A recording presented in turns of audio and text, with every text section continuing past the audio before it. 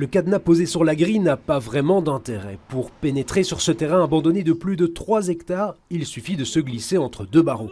Rapidement, les flaques laissent leur place aux détritus, des vieux vêtements, des déchets de chantier et des rats. Cet endroit est connu non seulement à Bruxelles, mais même au-delà des frontières comme étant un des endroits les plus pollués et qui attire le plus les inciviques, les gens qui font des dépôts clandestins. Et vous avez pu voir autour de nous le nombre de dépôts clandestins qui sont effectués par les inciviques, mais aussi par malheureusement des entreprises qui viennent jeter leurs restes de chantier, etc.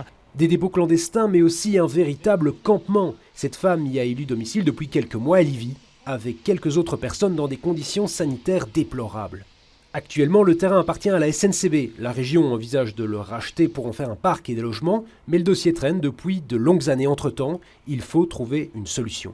Nous défendons depuis quelques années l'installation d'une déchetterie provisoire. Si depuis 2007 on avait mis en œuvre ce que j'avais proposé avec mon groupe politique, c'est-à-dire une déchetterie provisoire gérée par la région bruxelloise, ça répondrait aux besoins des habitants de Molenbeek qui puissent venir déposer leur encombrant, mais aussi installer un contrôle social, travailler sur l'éclairage, c'est très important, et sur le stationnement. Aujourd'hui, la SNCB promet de prendre en charge la maintenance du site. Elle compte le nettoyer et changer les clôtures avant de le mettre officiellement en vente. Les occupants, eux, pourraient être relogés.